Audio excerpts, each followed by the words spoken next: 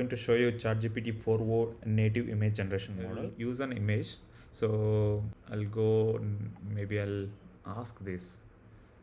Okay, let's take this guy.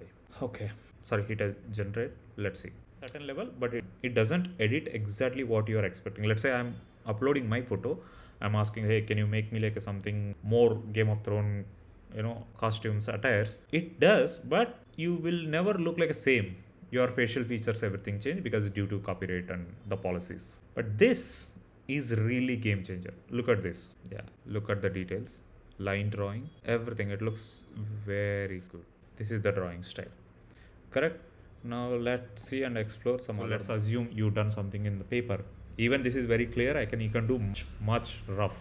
You can do very rough, then go upload. You can clearly mention into the prompt, yeah, this is what I got. Look at this. Look at the details. I'm actually kind of right now lately have been see